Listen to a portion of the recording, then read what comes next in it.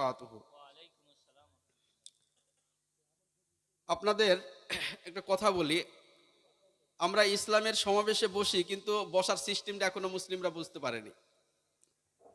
মুসলিমদেরকে বলা হয়েছিল এরা থাকবে সীসা ঢালা প্রাচীরের মতো, একটা মুসলিমের প্রতি আর একটা মুসলিমের 6টা হক।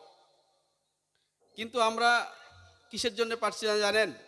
দুনিয়া আমাদেরকে রাকিবুল আলোচনা করলেন না, দুনিয়া আমাদেরকে পেড়ে বসেছে। আপনারা জানেন মাইকেল জ্যাকসনের নাম শুনেছেন। মাইকেল জ্যাকসন 150 বছর বাঁচবে বলে 50 জন লোককে কিনে রেখেছিল। 50 জন লোককে কিনে রেখেছিল। যখন চোখের দরকার হবে চোখ নেবে, যখন হার্টের দরকার হবে হার্ট নেবে, তখন কানের কোনো বিষয়ে দরকার হবে, যে বিষয়ে দরকার হবে এক একটা করে পার্স তার সাথে নেবে, আর হাতে গ্লাভস করে লোকের সাথে সালাম করত।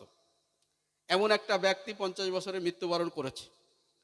তাই মৃত্যু অনিবার্য। আল্লাহ তাআলা বলেছেন কুল্লু নাফসিন যায়কাতুল মাউত, প্রত্যেকটা জীবের মৃত্যু হবে। ইন্নামা তুওয়াফাউনা উজুরাকুম ইয়াউমাল কিয়ামা, আর কিয়ামতের দিন প্রত্যেকটা বিষয়ের বদলা দেওয়া হবে। ফামান জুহজিহা আনিন নার, যাকে জাহান্নাম থেকে দূরে সরানো হবে, ওয়া উদখিলাল জান্নাহ, এবং জান্নাতে যাকে প্রবেশ করানো হবে, ফাকাত ফাজ, এ হচ্ছে সফল। আমি জান্নাতে কিভাবে প্রবেশ করতে পারবো এই বিষয়টা নিয়ে আপনাদের সামনে আলোচনা করব। একটু গুছিয়ে চলে আসুন, আমার টাইম খুব সীমিত। আমি একটা কথা বাইরে থেকে বলার চেষ্টা করব না, ইনশাল্লাহ কোরআন হাদিসকে সামনে রেখে আলোচনা করব। আসলে মানুষের মর্যাদা এবং দুনিয়াতে আল্লাহ তাআলা যাদেরকে মর্যাদা দিয়েছেন যে কারণে, সেটা হচ্ছে কোরআন। আর এই কোরআন আসমান থেকে একেবারে লাউহে মাহফুজ থেকে যিনি নিয়ে এসেছেন তার নাম জানেন? জিবরাইল আলাইহিস সালাম নিয়ে এসেছেন। এই কোরআনের কারণে তিনি হয়েছেন সাইয়্যিদুল মালাইকা, ফেরেশতাদের সর্দার। যার কাছে নিয়ে এসেছেন সে হচ্ছে সাইয়্যিদুল আম্বিয়া, রাসূল সাল্লাল্লাহু আলাইহি ওয়াসাল্লাম। যে রাত্রিতে কোরআন, যে মাসে কোরআন নিয়ে এসেছে সে হচ্ছে সাইয়্যিদুস সাহার, মাসের মধ্যে শ্রেষ্ঠ মাস। যে রাত্রিতে কোরআন নাজিল হয়েছে সে হচ্ছে সাইয়্যিদুল ইয়ম, রাত্রির ভিতরে শ্রেষ্ঠ রাত্রি হচ্ছে এই লাইলাতুল কদরের রাত্রি। আর আমরা পেতে যাচ্ছি রমজান মাস আগে, কিন্তু রমজান সম্পর্কে আমাদের প্রস্তুতি পর্ব কোনো কিছু নাই। সাহাবারা এই রমজান সম্পর্কের প্রস্তুতি পর্ব 6 মাস আগে থেকে রাখতেন, কিন্তু আমাদের রমজান সম্পর্কে কোনো প্রস্তুতি পর্ব নাই। আমাদের চিন্তাধারা উচিত ছিল রমজান আসছে, আমার বাড়িতে আমার গর্ভবতী স্ত্রী তিনি সিয়াম পালন করতে পারবে না, তার জন্য কাকে দিয়ে কিভাবে কি করবে এই বিষয়টা ভাবনা চিন্তা করা উচিত। কারণ দেখবেন জোহরের সময় 4 রাকাত সুন্নাত নামাজ আগে, কিসের জন্য? ফরজ নামাজটা যেন কমপ্লিটলি ভালো করতে পারে, ফরজ নামাজটা যেন ভালো করে পড়তে পারে, এর জন্য আগে 4 রাকাত সুন্নাত প্র্যাকটিস, এটা প্রস্তুতি পর্ব। এই জন্য রমজানের সিয়ামের আগে এই শাবান মাসে রাসূল সাল্লাল্লাহু আলাইহি ওয়াসাল্লাম এত বেশি সিয়াম রাখতেন, প্রস্তুতি পর্ব, যেন হট করে খাবার পেটে না পড়লে যেন কোনো সমস্যা না হয়, যেন আমরা অভ্যাসগ্রস্ত হয় এই বিষয়।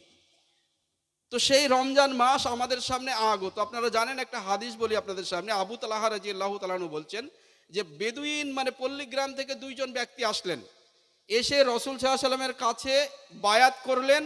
বায়াত করার পর জিহাদের ময়দানে গেলেন। একজন ভাই জিহাদের ময়দানে শহীদ হয়ে গেলেন, আর আরেকজন ভাই 1 বছর পরে মৃত্যুবরণ করলেন।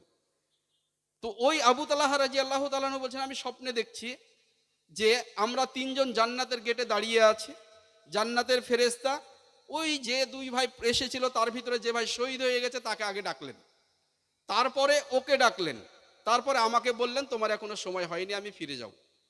তা আমি ঘুম থেকে মানে যখন আমি জাগলাম, তো সকালে রাসূল সাল্লাল্লাহু আলাইহি ওয়াসাল্লামের কাছে এই কথা যখন পেশ করলেন, আমরা তো জানি শহীদের মর্যাদা এত বেশি যে শহীদের গোসল লাগে না, শহীদের লাশ এমনি মানে রক্ত অবস্থায় আল্লাহ তাআলার কাছে উঠবে, রক্ত জমিনে পড়ার সাথে সাথে বিগত দিনের গুনাহ খাতা মাফ।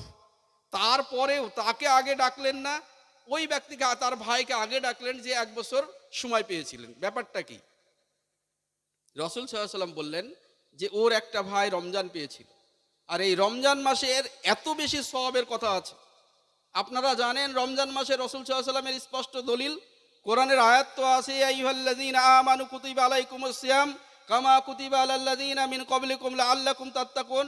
আল্লাহ তাআলা বলেছেন, হে ঈমানদারগণ, তোমাদের উপরে সিয়াম ফরজ করা হয়েছে, শুধু তোমাদের উপরে ফরজ করা হয়নি, তোমাদের পূর্ববর্তী যারা ছিল তাদের উপরে ফরজ করা হয়েছে। এই পূর্ববর্তীর কথাটা না বললেও হতো, কিসের জন্য বলল? কোনো মানুষ দেখবেন ছাত্রদেরকে টিচার যে বলে তোকে একা মারিনি, ওই তো ওদেরকেও মেরেছি বদমেশি করে, তখন সান্ত্বনা পায়। দেখবেন কোনো মানুষ কোনো বিষয় হলো যখন বলে তোকে একা মারিনি ওদেরকেও মেরেছি, তখন সান্ত্বনা পাই। আল্লাহ তাআলা বলেছে এই বোঝা, এই সিয়াম শুধু তোমাদের উপরে ফরজ করিনি, তোমাদের পূর্ববর্তী যারা ছিল তাদেরকেও ফরজ করেছি। তার মানে সিয়াম এমন একটা গুরুত্বপূর্ণ বিষয় যেটা আমাদেরকে পালন করতেই হবে, আর এর জন্য আমরা মুত্তাকি তাকে অভিরূপ পরেজগার হতে পারবো।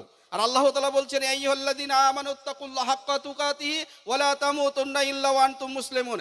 হে ঈমানদারগণ, তোমরা ততক্ষণ পর্যন্ত মৃত্যুবরণ করো না যতক্ষণ পর্যন্ত তোমরা পূর্ণাঙ্গ তাকে অভিরূপ পরেজগারিতা অবলম্বন না করতে পারছো। অথচ মৃত্যু সম্পর্কে আমরা কেউ জানি না কখন আমার মৃত্যু হবে। এমন একটা গোপন রহস্য, আপনি এখান মাহফিল থেকে বেরিয়ে যাবেন, আপনার কড়া নাড়বে, আপনার মৃত্যু চলে আসবে, হয়তো আপনি নিজেই জানেন না। আমি দেখেছি মসজিদ নববী সৌদি আরবের, মদিনার মসজিদে নামাজ পড়ছে, সেজদা থেকে আর উঠতে পারেনি। তো এই গোপন রহস্য আমরা কেউ জানি না, তারপরেও আমাদের দিল এমনভাবে আছে যেটা আমরা ভাবনা চিন্তা করতে পারছি না। আপনারা জানেন, যারা দুনিয়াতে ঈমান এনেছে তাদেরকে বলেছেন দুনিয়াটা জেলখানা, কারণ আর দুনিয়া সিজিলিল মুমিনিন, মুমিনদের জন্য দুনিয়াটা জেলখানা।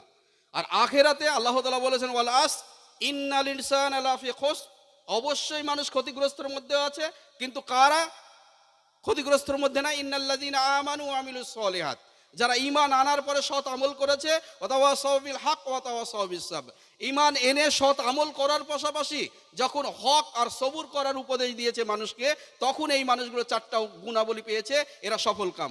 আপনাদেরকে বলি, যারা ঈমান আনেনি তারা আখেরাতে জেলখানায় থাকবে। আর এই জেলখানার শিকলের কত বড় শিকলটা লম্বা, 70 গজ লম্বা, এটাও আল্লাহ তাআলা বলে দিয়েছেন ওই শিকল দিয়ে তাকে বাঁধা হবে।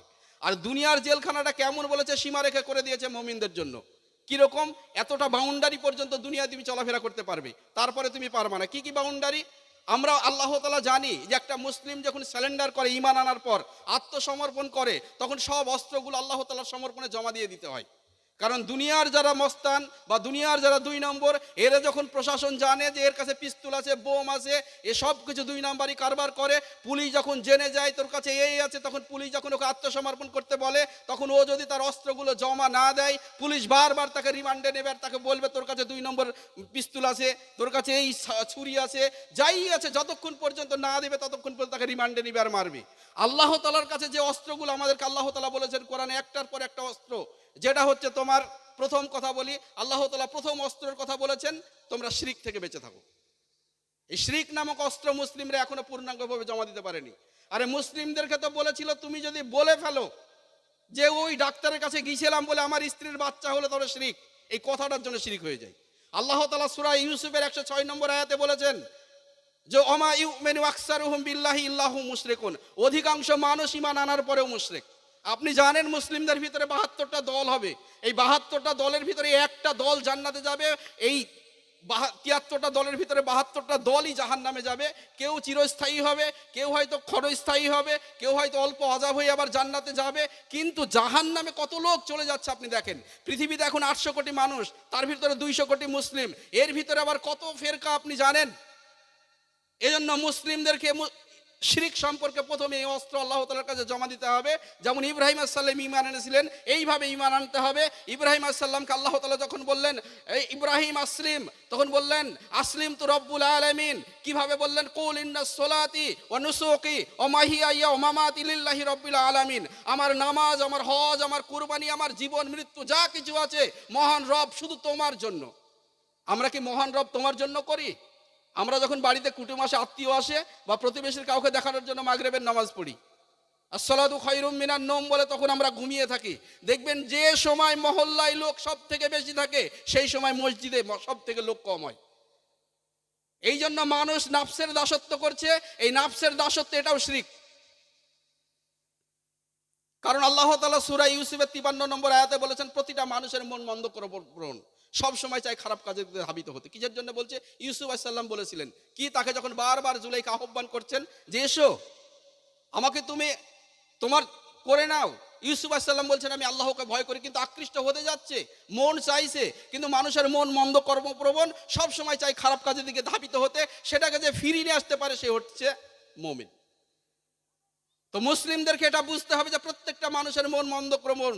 এই জন্য দুনিয়াটাকে মুমিনদের জন্য জেলখানা বলা হয়েছে। জেলখানায় মানুষ যখন থাকে, ঘন্টা বাজালে গোসল করে, ঘন্টা বাজালে খাওয়া দাওয়া করে, ঘন্টা বাজালে ঘুম থেকে ওঠে, যা কিছু। কিন্তু মুসলিমদেরকে এই জেলখানার কথা বলে দিয়েছেন যে তুমি ইচ্ছা করলে যা কিছু তাই করতে পারবে না।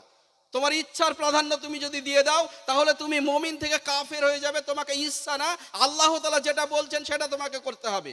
এখনো মুসলিমদেরকে পরিষ্কার কথা বলি, ইসলামের দৃষ্টান্তে যে মুসলিম সালাত আদায় করেননি সে কাফের।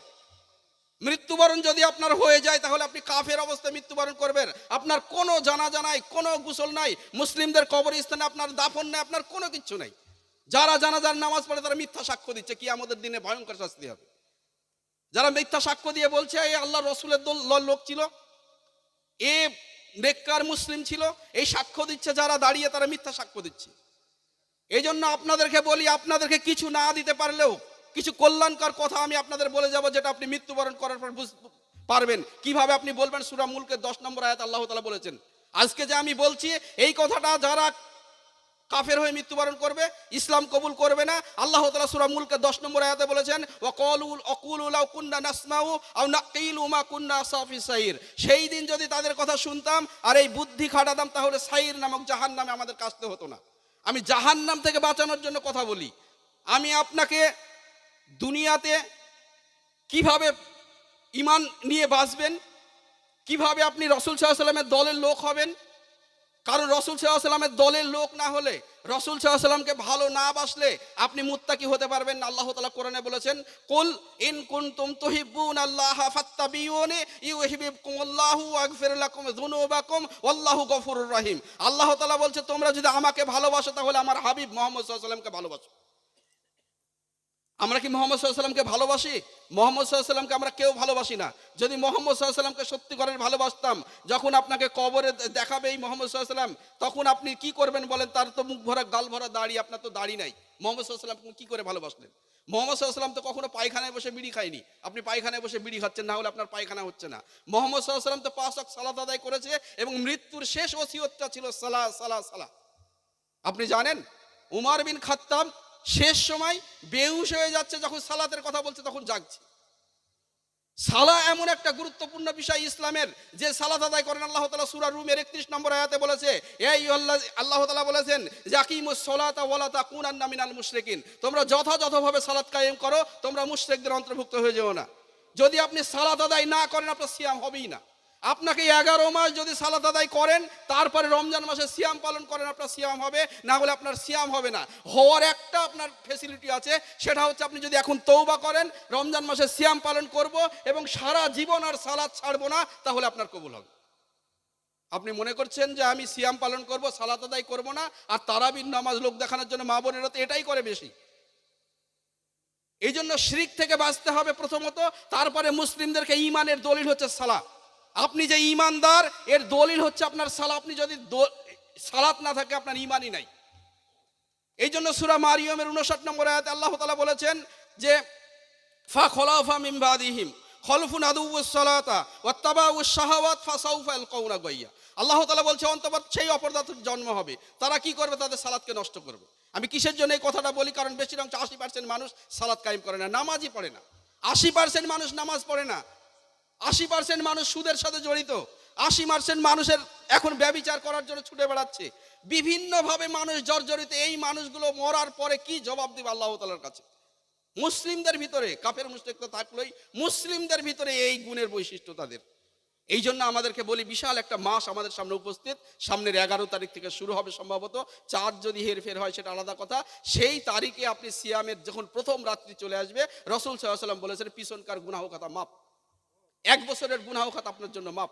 মানে সমা রমাদান বলেছেন না, আল্লাহ রাসূল সাল্লাল্লাহু আলাইহি ওয়াসাল্লাম বলেছেন আসসালাতু খামসু ওয়াল জুমাতু ইলা জুমাতু ওয়া রমাদানা ইলা রমাদান।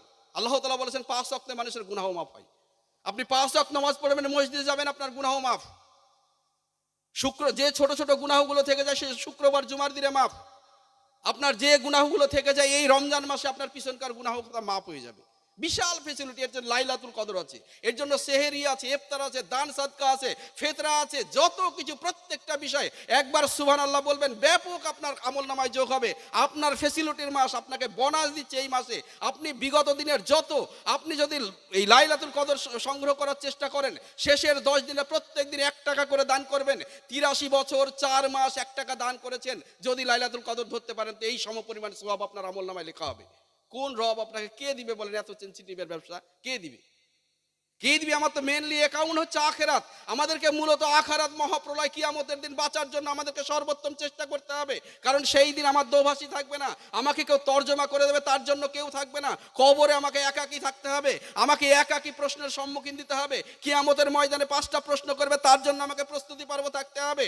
আমাকে এই সালাত পড়ে আল্লাহ তাআলাকে ইন্টারভিউ দেখিয়ে আমাকে ইন্টারভিউটা দিতে হবে। সালাত পড়ি আল্লাহ তাআলা বলেছেন তার পা যখন উন্মাচিত করবেন প্রত্যেকটা মানুষ সেজদায় পড়ে যাবে, তারাই সেজদা করতে পারবে না যারা দুনিয়াতে প্র্যাকটিসগত অভ্যাসগত মুসলিম ছিল না। এজন্য আমাকে সালাত পড়ে আল্লাহ তাআলাকে দেখাতে হবে আমি মুসলিম ছিলাম। যদি আপনি সালাত নামাজ না পড়তে পারেন আপনি মুসলিম ছিলেন না, এটাই প্রমাণিত হবে।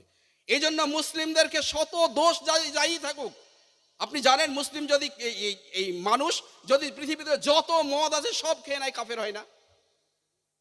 কাবিরা গুনাহ করে কাফের হয় না, কিন্তু সালাত আদায় না করলে কাফের হয়ে যায়। জানেন পৃথিবীর সমস্ত মদ আপনি খেয়ে ফেলেন আপনি কাফের হবেন না, কিন্তু সালাত আদায় করবেন না কাফের।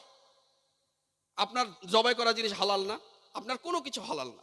সালাত এমন একটা গুরুত্বপূর্ণ বিষয়। সৌদি আরবে এই জন্য আমি ছিলাম, সৌদি আরবে 10 বছর থেকে শুরু করে প্রত্যেকটা মানুষ অন্তত ফরজ সালাত আদায় করে। তারা জানে আব্দুল্লাহ ইবনে উবাই রাইসুল মুনাফিকুন রাসূল সাল্লাল্লাহু আলাইহি ওয়াসাল্লামের পিছনে নামাজ পড়তেন। সে জানতো যে আমি যদি নামাজ না পড়ি রাসূল সাল্লাল্লাহু আলাইহি ওয়াসাল্লাম আমাকে কাফের বলবে, আমাকে মুসলিমের দলে নিবেই না, কিন্তু আমি ভিতরে থেকে ক্ষতি করব। এই জন্য আব্দুল্লাহ ইবনে উবাই রাইসুল মুনাফিকুন নামাজ পড়তো। এই জন্য আপনাদের বলি যে ইসলাম এমন একটা সত্যিকারের বিষয় যে রাসূল সাল্লাল্লাহু আলাইহি ওয়াসাল্লাম বলে দিয়েছেন মুসলিমদের যাদের বাড়ির কাছ দিয়ে একটা নদী বয়ে গেছে যদি সে 5 বার গোসল করে তার দেহে ময়লা থাকবে না। তো মুসলিম যদি 5 বার নামাজ পড়তে যায় যে গুনাহগুলো হচ্ছে সব মিটে যাচ্ছে। আমাদের এত বড় একটা সুযোগ, তারপরে মুসলিমরা সালাতটা আদায় করে না। 80% মানুষ বেনামাজি। মসজিদে ফজরের সময় 3টে মুসল্লি। লজ্জা লাগে জাতির কাছে কি করে মুখ দেখাবো। আর এই জাতি বেনামাজি অবস্থায় বসে বসে ভাবে আমাদের মসজিদগুলো হারিয়ে যাচ্ছে। যে রাসূল সাল্লাল্লাহু আলাইহি ওয়াসাল্লাম বললেন কাবা তোমার কতই না সম্মান, কিন্তু একজন মুসলিমের থেকে বেশি না। একজন মুসলিমের থেকে বেশি না। কাবা ঘরের যদি একজন মুসলিমের থেকে বেশি দাম হয় তাহলে আপনি চিন্তা করেন। এই জন্য আমি আপনাদের বলি এই রমজান মাস আসছে, রমজান মাসে আপনি নিজেকে প্রস্তুতি পর্ব করে নেন। আপনি যে নেশাগ্রস্ত থাকেন একেবারে তওবা করে ফেলেন, কারণ কুল্লু মুস্কিরিন হারাম। যত নেশাদরগ্রস্ত আছে যারও বেশি খেলে নেশা হয় তার অল্প একটু হারাম, স্পষ্ট দলিল। যার বেশি খেলে নেশা হয়, যার অল্প একটু হারাম। আল্লাহ তাআলা কোরআনে স্পষ্টভাবে বলেছেন ইয়া আইয়ুহাল্লাযীনা আমানু ইন্নামাল খামর ওয়াল মাইসির ওয়াল আনসাবু ওয়াল আজলামু রিজসুম মিন আমালিশ শায়াতিন। হে ঈমানদারগণ, মদ, জুয়া, ভাগ্য নির্ধারণকারী শর্ত এবং মূর্তি পূজার বেদী হলো শয়তানের কাজ। আল্লাহ তাআলা কোরআনে, আল্লাহর কথা কি মিথ্যা? আল্লাহ তাআলা বলেছেন আলিফ লাম মিম যালিকাল কিতাবু লা রাইবা ফি হুদাল লিল মুত্তাকিন। এটা সেই কিতাব, এতে কোনো সন্দেহ নাই। কাদের জন্য? যারা বিশ্বাস করে এদের জন্য। যারা বিশ্বাস করে না তারা তো বিভ্রান্তিকর কথা বলতেই পারে, কিন্তু যাদের বিশ্বাস আছে এই কোরআনের প্রতি তাদেরকে ভাবতে হবে প্রত্যেকটা কথা আমাকে মানতে হবে। এই জন্য আল্লাহ তাআলা বলেছেন ইয়া আইয়ুহাল্লাযীনা আমানু উদখুলু ফিস-সিলমি কাফা ওয়া লা তাত্তাবিউ খুতুওয়াতিশ শাইতান। হে ঈমানদারগণ, তোমরা পরিপূর্ণভাবে ইসলামের মধ্যে প্রবেশ করো। একজন মুসলিম মানব জাতির কল্যাণ, জানেন একজন মুসলিম মানব জাতির কল্যাণ। মুসলিমরা হবে, তার মুখের দ্বারা হাতের দ্বারা প্রতিবেশী কষ্ট পাবে না। মুসলিমদের প্রত্যেকটা বিধান মানুষের কল্যাণের জন্য, মুসলিমদের প্রত্যেকটা কাজই হবে মানুষের কল্যাণের জন্য। আপনাকে এত বড় ফ্যাসিলিটি দিয়েছেন, দেখেন আপনি কোনো অভাবগ্রস্ত মানুষকে একটা খেজুরের 1 গ্লাস পানি পান করাবেন, সে সারাদিন শুকিয়ে যা সিয়াম পালন করলো তার সমপরিমাণ সিয়াম আপনার আমলনামায় লেখা হবে। আর একটা সিয়াম পালন করলে বলা হয়েছে 70 বছর তার জাহান্নাম তার থেকে দূরে হয়ে যাবে। 70 বছর। আপনি কি চিন্তা করছেন জানেন? এত মানবিকতার ধর্ম ইসলাম। এই জন্য রাসূল সাল্লাল্লাহু আলাইহি ওয়াসাল্লাম বলেছেন জাহান্নামের আগুন থেকে বাঁচতে হলেও আধখানা খেজুর তুমি আল্লাহর রাস্তায় সাদকা করো। এই মুসলিমরা রমজান মাসের জন্য কত প্রস্তুতি পর্ব নেবে, মাথা খারাপ প্রস্তুতি পর্ব নেবে, কিন্তু মুসলিমদের ভিতরে প্রস্তুতি পর্ব থাকে না। মুসলিমদের ভিতরে এখনো জানে যে না, মেয়ে ছেলে করবে, আমি ঘুমিয়ে থাকবো। চিন্তা করতে পারেন একটা ইচ্ছাকৃতভাবে যদি আপনি সিয়ামের ভিতরে কাজা, কাফফারার, ফিদাইয়া 3টে বিষয় আছে। এই 3টে বিষয় আপনারা জানেন, কাজা কাকে বলে, কাফফারা কাকে বলে, ফিদাইয়া কাকে বলে। মুসলিমরা এই বিষয়ে মসলা মাসাইল শিখতে হবে। ভালো ভালো আলেম ওলামা আছে, তার কাছে বসে আমাকে শিখতে হবে কার কাজা লাগে, কার কাফফারা লাগে, কার ফিদাইয়া লাগে। অথচ সিয়াম পালন করবে না, আর মসজিদের ইমাম বা মসজিদের কমিটি যদি ফিতরা না নেয় ঝামেলা করবে। চিন্তা করতে পারেন মানুষের পরিস্থিতি দিয়ে। মানুষ তারাবির সময় নামাজ পড়ে, তারাবির নামাজের গুরুত্ব এত বলা হয়েছে যে 5 ওয়াক্তের সালাত আদায় করে। তারাবি নফল, আপনি তারাবি নামাজ না পড়লেও আপনার সিয়াম পালন হয়ে যাবে, কিন্তু 5 ওয়াক্তের নামাজ না পড়লে আপনার সিয়াম পালন হবে না। এই মুসলিমরা তো বেশি জানাজার নামাজ পড়ে, যার গুরুত্ব খুবই কম, যেটা ফরজে কিফাইয়া। ফরজে আইন হচ্ছে এই 5 ওয়াক্তের সালাত। আপনি যদি 5 ওয়াক্তের সালাত পড়েন না, জানাজার নামাজ আপনি যদি নাও যান, আপনাকে আপনার আমল নামায় গুনাহ লেখা হবে না। আপনি চিন্তা করতে পারেন, কিন্তু যেগুলোর গুরুত্ব কম সেইগুলো মুসলিমদের ভিতরে বেশি, আর যার গুরুত্ব সব থেকে বেশি তার ধারে কাছে নাই। যে মুসলিমদেরকে বলা হয়েছিল দায়ুস লা তাদখুলুল জান্নাত, দায়ুস ব্যক্তি জান্নাতে যেতে পারবে না, সেই ব্যক্তির স্ত্রীদেরকে কোনো রকম শাসন করে না, কোনো রকম না, কোন রকম শাসন করে না একজন মানুষ, যে তার স্ত্রী ছেলে মেয়ে এগুলো কি অবস্থায় আছে এর জন্য দেখভাল করে না। জাতির কল্যাণের জন্য যদি আমরা আলোচনা করি, জাতির যে সংশোধন করবার জন্য যদি করি, এখনো যদি আপনারা তওবা করে মসজিদে ঢুকে পড়েন, কাফের মুশরিকরা পালিয়ে যাবে, এমনি শয়তান পালিয়ে যাবে। আমরা উমার বিন খাত্তাবের উত্তরসূরি, জানেন পৃথিবীতে 4 জন মানুষের কাছে শয়তান বেশি ক্ষতি করতে পারেনি। ঈসা সাল্লাম আর মারিয়াম সাল্লামকে শয়তান স্পর্শ করতে পারেনি। রাসূল সাল্লাল্লাহু আলাইহি ওয়াসাল্লাম বলেছেন আমার কাছে শয়তান আছে, কিন্তু সে মুসলিম হয়ে গেছে। আর উমার বিন খাত্তাবের ব্যাপারে রাসূল সাল্লাল্লাহু আলাইহি ওয়াসাল্লাম সার্টিফিকেট দিয়েছে, উমার তুমি মদিনা যে রাস্তা দিয়ে হাঁটো ইবলিস পালিয়ে যায়। মুসলিমদের কাছে ইবলিস টিকবে কি করে? কিন্তু আদম আলাইহিস সালামকে ইবলিস তো ক্ষতিগ্রস্ত করে ফেলেছিল।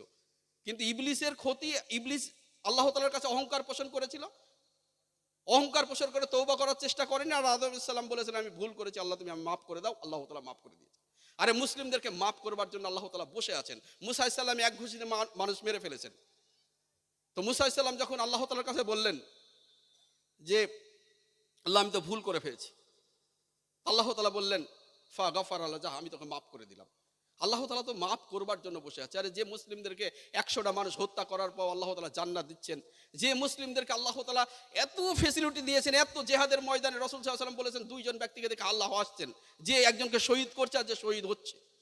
তো কে শহীদ করছে? খালিদ বিন ওয়ালিদের হাতে মুসলিমরা অনেক হত্যা হয়েছে, কিন্তু খালিদ বিন ওয়ালিদ ইসলাম কবুল করে তরবারির নাম পেলেন সাইফুল্লাহ, মুসলিম হয়ে গেলেন। আল্লাহ তাআলা আপনার জন্য এত ফ্যাসিলিটি দিয়েছেন যে শুধু জীবিত থাকতে তওবা করেন, না হলে আল্লাহ তাআলার মতো রব, দেখুন ফেরাউন নিজেকে রব বলে দাবি করছে, মুসলিমদের ঘরে সন্তান হলে তাকে হত্যা করছে, সেই ফেরাউনকে আল্লাহ তাআলা মুসা আলাইহিস সালামকে পাঠাচ্ছেন, ওর সাথে দাওয়াতের আলোচনা করে হিকমার সাথে বলো উদু ইলা সাবিলি রাব্বিকা বিল হিকমা ওয়াল মাউইজাতিল হাসানা, মানুষকে তার রবের প্রতি আহ্বান করে হিকমা সদুপদেশ দ্বারা, আর তাদের সাথে বিতর্ক করে উত্তম গ্রহণযোগ্য পন্থায়। আল্লাহ তাআলা চায় না কোনো মানুষকে জাহান্নামে যাক, এই জন্য আল্লাহ তাআলা যুগে যুগে ঐশী গ্রন্থ নাজিল করেছেন, নবী রাসূল নাজিল করেছেন।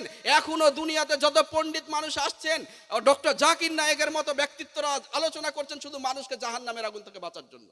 দলে দলে কাফের মুশরিকরা ইসলামের কালেমা পড়ে চলে আসছে ইসলাম কবুল করতে, কারণ এটা একটা এমনই বিধান। আল্লাহ তাআলা বলেছেন ইন্না দীনা ইনদাল্লাহিল ইসলাম, আমার কাছে সমস্ত ধর্ম হচ্ছে মাকুরসা জালের মতো। সূরায় একটা নাজিল করেছেন আনকাবুত, এই আনকাবুত কথার অর্থই হচ্ছে মাকুরসা। প্রত্যেকটা ধর্ম হচ্ছে মাকুরসার ঘরের মতো দুর্বল, আর আল্লাহ তাআলা ইসলাম বললেন এমন একটা, মানে এটা হাবলিল্লাহ, এমন একটা দড়ি যেটা শক্ত হাতল, এটা কখনো ভাঙবার নয়, এটা দুনিয়া এবং পরকাল দুই জায়গায় সফল কাম। কিন্তু মুসলিমরা বুঝলো না, ইসলাম মুসলিমদের ঘরে জন্ম হলো, মুসলিমদের ঘরে কাফের হয়ে মৃত্যুবরণ করলো।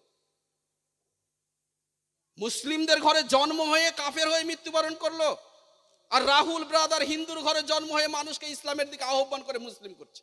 আপনি কোন জায়গায় আছেন? ইসলাম নিয়ে যদি এখনো গবেষণা না করেন, এখনো যদি আপনি না ভাবেন, কারণ রাসূল সাল্লাল্লাহু আলাইহি ওয়াসাল্লাম বলেছেন কুল্লুকুম রাঈন ওয়া কুল্লুকুম মাসউলুন আন রাইয়াতিহি, আমরা প্রত্যেকেই দায়িত্বশীল, আর প্রত্যেককেই তার দায়িত্ব সম্পর্কে জিজ্ঞাসাবাদ করা হবে। আপনি কি ভাবছেন আপনাকে জিজ্ঞাসাবাদ করা হবে না? আপনার পরিবারের প্রত্যেকটা সদস্য সম্পর্কে আপনাকে কি আমাদের কাঠগড়ায় দাঁড়িয়ে জিজ্ঞাসাবাদ করা হবে। আপনাদেরকে একটা উদাহরণ বলি, যে একটা ছাত্র মাদ্রাসায় পড়াশোনা করেছে, মাদ্রাসায় পড়াশোনা করার পর তার টিচার বলেছে যে তুমি তোমার পিতার কাজকে বেশি প্রাধান্য দেবা, তোমার পিতা যে কাজ করতো সেই কাজকে বেশি প্রাধান্য দেবা। বাড়িতে এসেছেন, ওর পিতা মৃত্যুবরণ করেছে, বাড়িতে এসে মাকে জিজ্ঞেস করেছে মা আমার আব্বা কি করতো? তো বলেছে তোমার আব্বা কি করতো এটা তো জানবার বিষয় নাই, তুমি ভালো করে পড়াশোনা করে আসলা, মানুষকে সঠিকভাবে ইসলামকে আহ্বান করো, দাওয়াত দাও, আর হালাল পথে ইনকাম করো। তো বলছে না আমার আব্বা কি করতো, নাছোড়বান্দা শুনবেই না, এই জন্য বলছে তোমার আব্বা চুরি করতো, যেটা করতো সেটাই বলেছে, তোমার আব্বা চুরি করতো। তো চিন্তা করেছে টিচার তো বলেছে যে তোমার আব্বা যে কাজ করতো সেই কাজকে বেশি প্রাধান্য দেবা, তাই চুরি করবার জন্য সমস্ত যে যা জিনিস লাগে, অস্ত্র লাগে, এগুলো সংগ্রহ করেছে। সংগ্রহ করার পর বাড়ি থেকে বেরিয়েছে, রাত্রে এখান থেকে এই পাশের বাড়িতে হয়তো একটু দূরে বেরিয়েছে, ওই বাড়িতে ঢুকবে চুরি করতে, ভাবছে যে রাসূল সাল্লাল্লাহু আলাইহি ওয়াসাল্লাম বলেছেন যে তোমার হাতের দ্বারা মুখের দ্বারা প্রতিবেশী কষ্ট না পায়, তো প্রতিবেশীর বাড়িতে চুরি করবো কি করে। তো তারপর একটু দূরে গিয়েছে, আর একটু দূরে বাড়িতে ঢুকতে যাবে, তো ও দেখছে এটা তো এতিমের বাড়ি, আর কোরআনে স্পষ্ট আয়াত আছে তোমরা এতিমের মাল ভক্ষণ করো না, তো এতিমের জিনিস তো নিতে পারি না।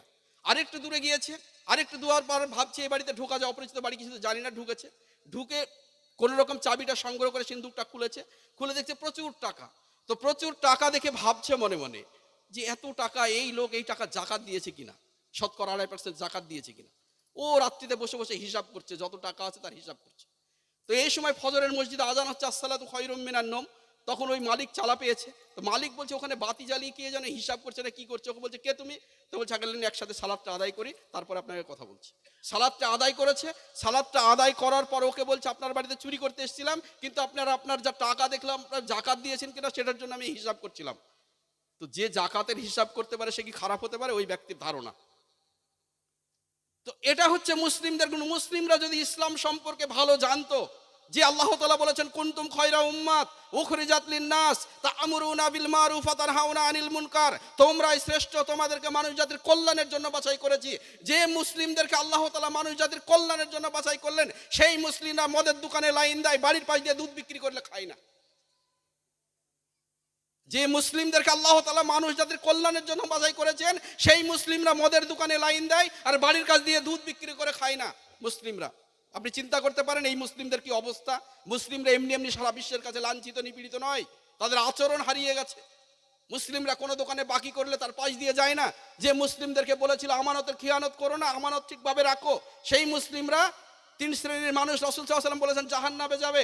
তার মধ্যে এক শ্রেণীর মানুষের কথা বলেছেন যে বৃদ্ধ জেনাকারী, দরিদ্র অথচ অহংকারী এবং মিথ্যুক বাদশা। দরিদ্র অথচ অহংকারী। আমার টাকা পয়সা নেই, অথচ হাটে গিয়ে রুই মাছ কিনবার জন্য আমি চিন্তা ভাবনা করি। আমার যা সামর্থ্য এর জন্য আমি চিন্তা ভাবনা করি, তাহলে তো সমস্যা হয় না। এই জন্য আমাদেরকে ভাবতে হবে যে আমরা মুসলিমরা কতটা মানুষের কল্যাণের জন্য কাজ করছি। ইসলামের প্রত্যেকটা ধর্ম, প্রত্যেকটা কাজ শুধু মানুষের কল্যাণের জন্য। আপনাকে কে শেখাবে বলেন? মহান নেতা রাসূল সাল্লাল্লাহু আলাইহি ওয়াসাল্লাম শিখিয়েছে শুধু মানুষের কল্যাণের জন্য। আরে যে বাড়িতে মেহমান এসেছে রাসূল সাল্লাল্লাহু আলাইহি ওয়াসাল্লামের ঘরে, বাড়িতে খাবার নাই, মসজিদের মুসল্লিদের ডেকেছেন, ডেকে বলেছেন কার বাড়িতে এই মেহমান নিয়ে যেতে পারবে। আবু তালহা রাদিয়াল্লাহু তাআলা আনহু বলেছেন আমাকে দেন মেহমান। বাড়িতে নিয়ে গিয়ে স্ত্রীকে জিজ্ঞেস করছেন বাড়িতে খাবার আছে কিনা। স্ত্রী বলেছেন যে আমার আপনার খাবার নাই, কিন্তু সন্তানদের খাবার আছে, সন্তানদেরকে ঘুম পাড়িয়ে দিচ্ছি, মেহমান নিয়ে আসেন। সেই মেহমান নিয়ে গিয়েছে। আর আগে সিস্টেম ছিল মেহমান আর মেজবান একসাথে বসে বসে খাবে। কিন্তু মেজবান যদি খায়, বাড়িওয়ালা যদি খায়, তাহলে তো মেহমানের পেট পুরবে না। তখন কি করেছে? বাতিটা নিভিয়ে দিয়ে খাবার খেয়েছে। এই খাবার খাওয়া দেখে আল্লাহ তাআলা আরশ আজিমের উপর থেকে হেসেছেন। আল্লাহ তাআলা এমনি হেসেছেন? শুধু মানুষের কল্যাণের জন্য কাজ করেছে তাই হেসেছেন। ইসলামের প্রত্যেকটা ধর্ম আমি বলি সব জায়গায় শুধু মানুষের কল্যাণের জন্য। কুরবানি করবেন, যদি গরিব মানুষকে মাংস না দেন আপনার মাংস কুরবানি জায়েজ হবে না। আপনি যদি সিয়াম পালন করবেন, আপনার সাথে একসাথে ঈদ পালন করবে ওই গ্রামের প্রতিবেশীর অসহায় দুস্থ গরিব মানুষরা, তাদেরকে যদি আপনি ফেতরা না দেন আপনার সিয়াম পালন হবে না। আপনার জমিতে ফসল হয়েছে, জমির ফসল যদি সেচের পানিতে হয় এবং বৃষ্টির পানিতে হয়, এবং এর যে ভাগ আছে 10 মুন বা 20 মুন যে অসুর দেওয়ার কথা আছে, আপনি যদি জমির ফসলের অসুর না দেন ওই খাবার আপনার হালাল হবে না। আপনার ধন সম্পদ আছে টাকা, বছরে যদি 2.5% জাকাত বের করেন না করেন ওই টাকা আপনার হালাল হবে না। অথচ আল্লাহ তাআলা বলেছেন যে যারা ধন সম্পদ দুনিয়ার ভিতরে কুক্ষিগত করে রেখেছে, এই ধন সম্পদগুলো জাহান্নামের আগুনে উত্তপ্ত করে এদের কপালে পিঠে পাঁজরে ছাক দেওয়া। কিসের জন্য কপালে পিঠে ছাক দেওয়া হবে? আল্লাহ তাআলা বলেছেন জানেন?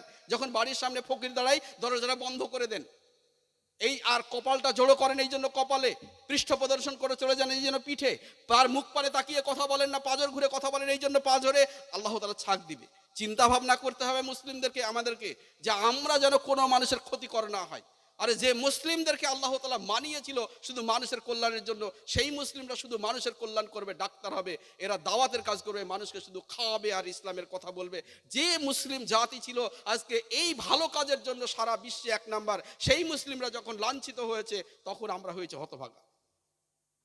আমি আপনাদেরকে বলি যে মা বোনেরা, আপনাদেরকে বলি যে মাত্র আপনাদেরকে ইসলামের 4টে বিধান আল্লাহ তাআলা বলেছেন স্পষ্টভাবে মানতে। যদি আপনারা মানেন তাহলে জান্নাতের 8টা দরজা আপনার জন্য উন্মুক্ত হয়ে আছে। আপনারা যদি যথা টাইমে ফরজ সালাত আদায় করেন, আপনারা যদি যথা টাইমে সিয়ামটা পালন করেন 1 মাস, এবং লজ্জাস্থানের হেফাজত করেন এবং স্বামীর আনুগত্য করেন। জানেন মহিলার 4টে বিষয়, তারপরেও মহিলারা জাহান্নামে বেশি যাবে। রাসূল সাল্লাল্লাহু আলাইহি ওয়াসাল্লাম বলেছেন আমি মিরাজে যাদেরকে বেশি জ্বলতে দেখেছি তারা হচ্ছে মহিলা। তো মা বোনেরা যদি সামান্য একটু স্বামীর আনুগত্য, তো অনেক মহিলাই করে না। অনেক মানুষ শুধু মেয়ে ছেলের কারণে ব্যভিচারের সাথে যুক্ত হয়ে যাচ্ছে। কিন্তু অনেক ফেরাউনের মতো স্বামীও আছে, কিন্তু অনেক মহিলাও এভাবে আছে। এই জন্য আমাদের প্রত্যেকটা মহিলাদেরকে ভাবতে হবে যে ক্যারেক্টার সার্টিফিকেট যদি আপনার প্রতিবেশী আপনার বলে যে আমার স্ত্রী ভালো, যদি বলে আমার স্বামী ভালো, তাহলে আপনি ভালো।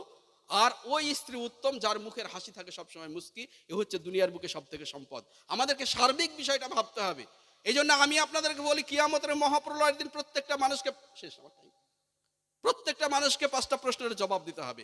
এই জন্য আরো অনেক আলোচনা ছিল, বক্তা চলে এসেছেন, এই জন্য আমি আমার আলোচনা শেষ করছি। আমি আপনাদেরকে এক কথাই বলতে চাইলাম যে জাহান্নামের আগুন থেকে বাঁচতে হবে। এটাই হচ্ছে আমাদের, আমরা একসাথে জান্নাতে যেতে চাই জানেন। প্রত্যেকটা সন্তান ইসলামী ফিতরাতের উপর জন্মগ্রহণ করে, প্রত্যেকটা সন্তান। আপনি দুনিয়াতে ভূমিষ্ঠ হওয়ার সাথে সাথে আপনার কত বছর বাঁচবেন, একটা দিন আপনার আমলনামা থেকে খাতা থেকে কেটে গেল। আল্লাহ তাআলা এই জন্য বলেছেন যে, আল্লাহ তাআলা সূরা মুলকের 10 নম্বর আয়াতে বলেছেন, আল্লাযী খলাকাল মাউতা ওয়াল হায়াতা লিয়াবলুয়াকুম আইয়ুকুম আহসানু আমালা। মানুষের জীবন মৃত্যু, জীবন মরণ, এটা হচ্ছে আল্লাহ তাআলার কাছে পরীক্ষা, এবং আল্লাহ তাআলা তোমাদেরকে কর্মে কে ভালো, কে বেশি ইবাদত করতে পারছে এটাই দেখে। তা আমি আপনাদেরকে বলতে চাই, প্রত্যেকটা মানুষ অন্তত সালাতটা আদায় করেন। আর সালাত আদায় করতে করতে আপনার খারাপ অভ্যাস ছেড়ে যাবে, তাহলে আপনি জান্নাতি হতে পারবেন। আমি আপনাদের আরেকটা কথা বলি, উমর বিন খাত্তাবকে যখন মসজিদে ছুরি মেরেছিল, তো তার সন্তানকে বলছে আমাকে ছুরিটা মারলো কে? তো বলেছে আবু লুলু, অগ্নিপূজক আবু লুলু। তো উমর বিন খাত্তাব বলেছিলেন আলহামদুলিল্লাহ। কিসের জন্য আলহামদুলিল্লাহ বলেছিলেন জানেন? বলেছিলেন যে যদি কোনো মুসলিম আমাকে হত্যা করতো, সে আল্লাহর কাছে এই কালেমার দাবি করে অন্তত জান্নাতে যাওয়ার সুযোগ পেত, কিন্তু ওই আবু লুলু আমাকে হত্যা করেছে, তো জান্নাতে যেতে পারবে না। আলহামদুলিল্লাহ। তো জান্নাতে যেতে হলে সালাতটা আদায় করেন, এটা হচ্ছে আমার শেষ নসিহত। সালাতটা আদায় করেন, আমি যেন সবাই আমরা যেন একসাথে জান্নাতে যেতে পারি, আল্লাহ যেন সেই তৌফিক আমাদের দেয়। এই বলে আমি আমার আলোচনা শেষ করছি।